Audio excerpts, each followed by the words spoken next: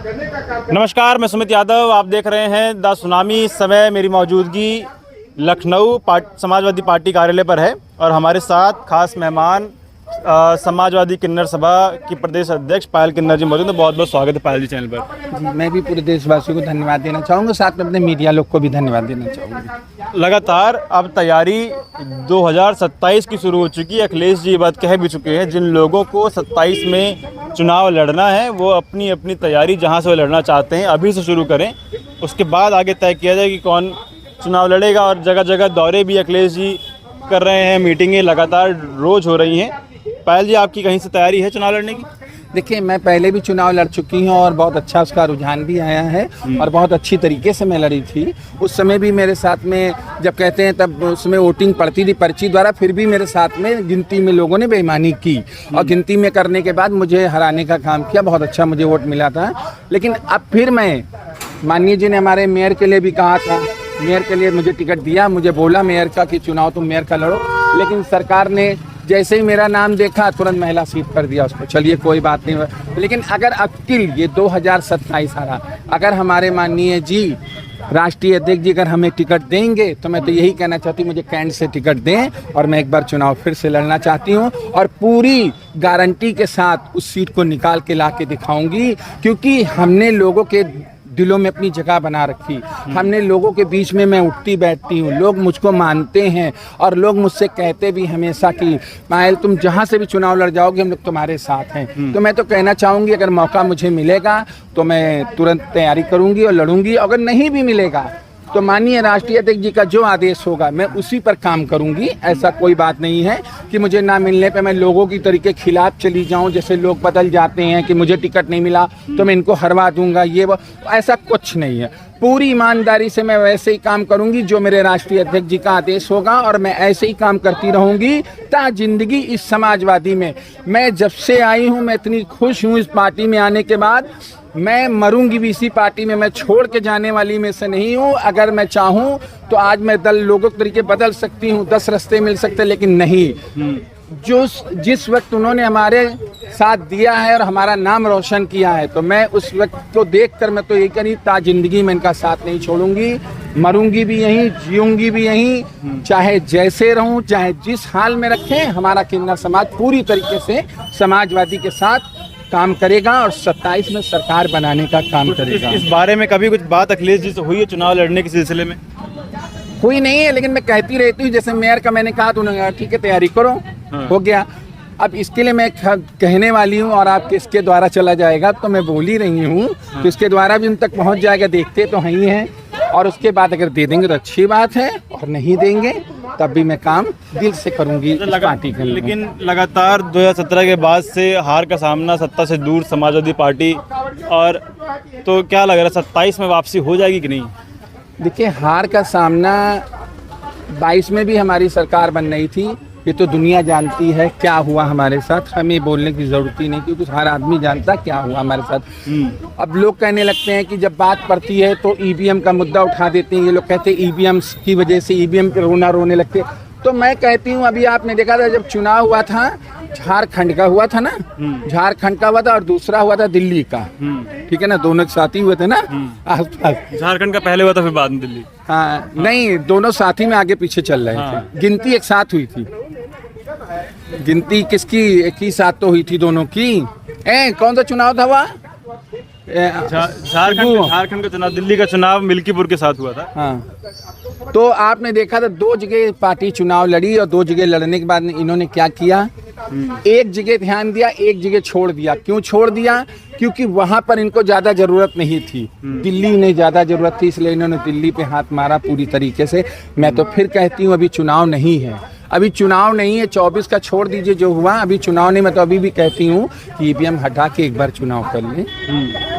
अगर इनकी लोकप्रियता इतनी ज़्यादा है, जनता इनको इतना चाहती है, इतना मानती है तो जिताएगी, और नहीं मानती है तो उखाड़ के फेंक देगी। तो मैं तो कहती हूँ, अभी भी कहती हूँ, ईवीएम पे क्यों नहीं चुनाव करती, ईवीएम हटा के क्यों नहीं बैलेट पेपर चुनाव करना चाहते हैं? ईवीएम से समस्या है आपको? समस्या नहीं है, शिकायत हमको नहीं, पूरे देश को है, हम ही को नहीं है।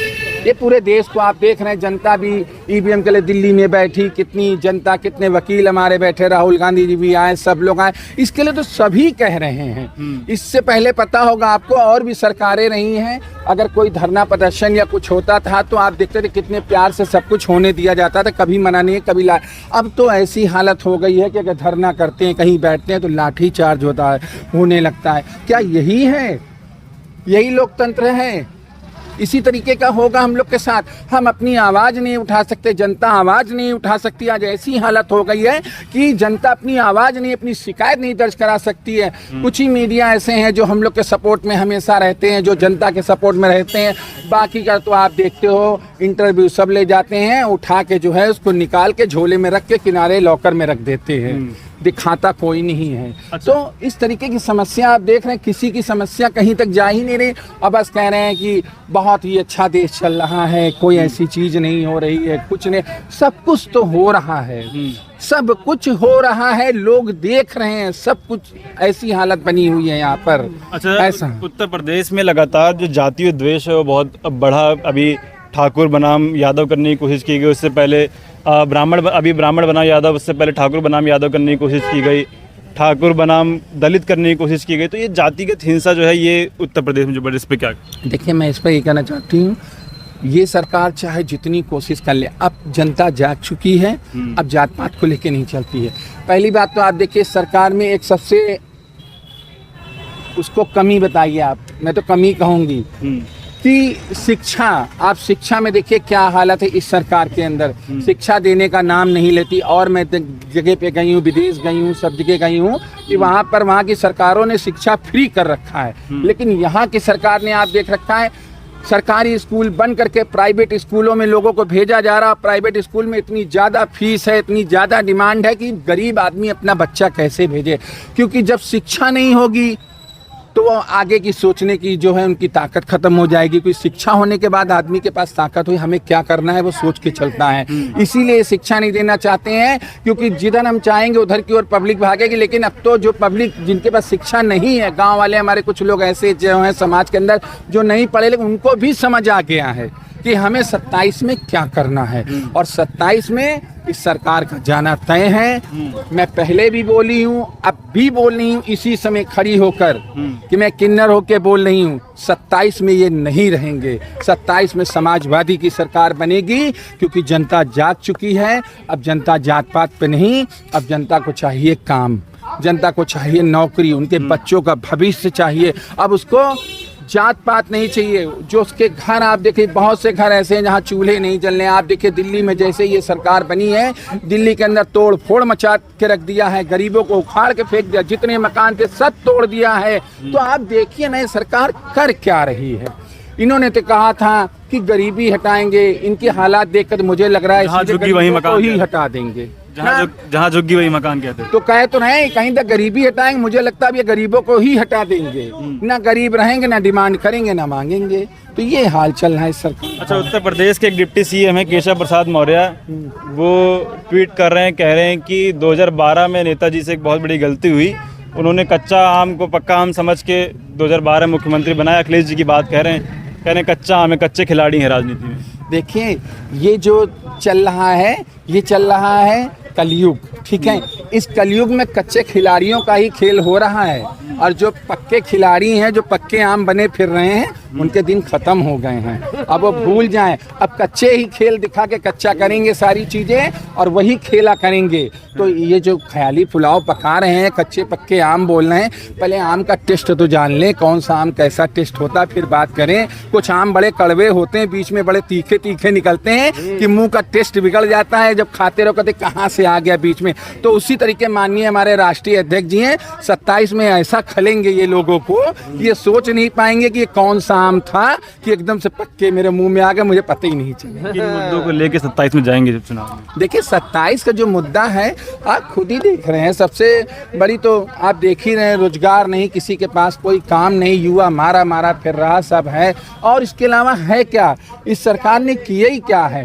कह रही हम इतना काम कर रहे हैं, ठीक है, आप देखिए अभी तक वही काम नजर आ रहे हैं जो हमारे माननीय राष्ट्रीय अध्यक्ष जी ने काम किए हैं, वही चीजें नजर आ रही। इनका क्या दिख रहा आप बताइए। बना रहे हैं एयरपोर्ट बड़े बड़े, एयरपोर्ट में कौन गरीब जा रहा है, ठीक है।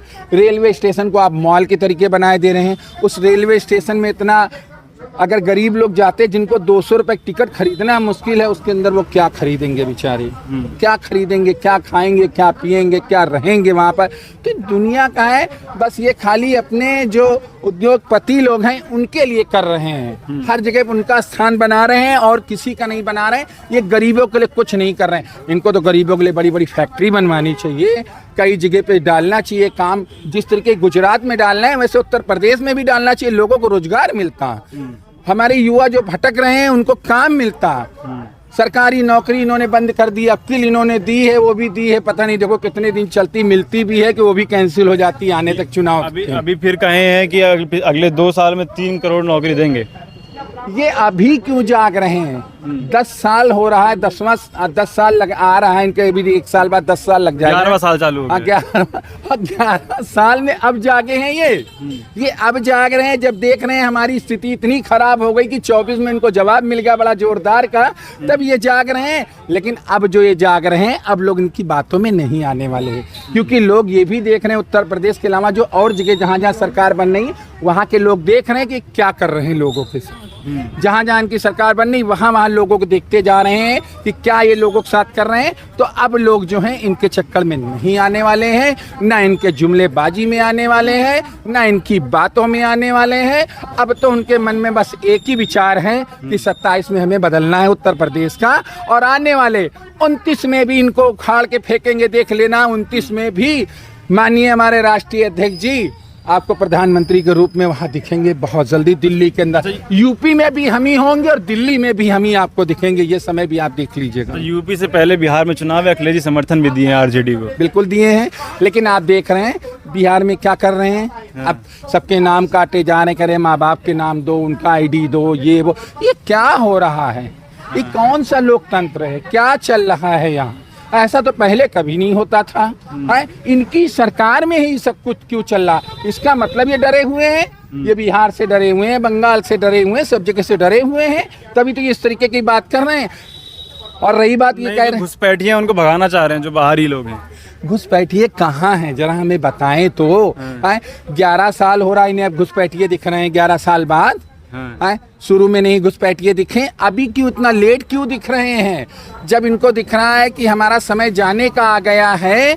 और फिर आप देख रहे हैं सरकार बैठी कैसे, बैसाखी की सरकार, ऐसी सरकार है जो बैसाखी पे चल रही है। तो इतना तो ये डरे हुए हैं। अब इनको घुसपैठिए नजर आ रहे हैं, यहाँ से लोग नजर आ रहे हैं, वहाँ से दुनिया भर के इनको लोग नजर आ रहे हैं। इससे पहले कभी इनको नजर नहीं आए हैं, क्योंकि इनको दिख रहा है अपना काल की हम जा रहे हैं, इसीलिए इनको घुसपैठिए नजर आ रहे हैं। तो ये सब कुछ नहीं होना है, चाहे जो कर लें, ठीक है। अब फिर बदलाव होना है तो होना है, यहाँ भी होना है, बिहार में भी अच्छा जवाब इनको मिलेगा। चलिए ठीक है, बिहार में भी अच्छा जवाब मिलेगा और 27 में परिवर्तन की तैयारी उत्तर प्रदेश की जनता कर रही है। पायल जी से हम लोग बातचीत कर रहे थे, इनका कहना है कि अगर अखिलेश जी समर्थन देंगे, अखिलेश जी टिकट देंगे तो लखनऊ कैंट से पायल जी चुनाव लड़ना चाहती हैं। आप लोग क्या सोचते हैं? अपनी राय कमेंट बॉक्स में दीजिएगा। फिलहाल ये वीडियो में ख़त्म कर रहा हूँ, आप लोगों से मुलाकात अगली वीडियो में होगी। जुड़े रहे हमारे साथ, तब तक के लिए नमस्कार।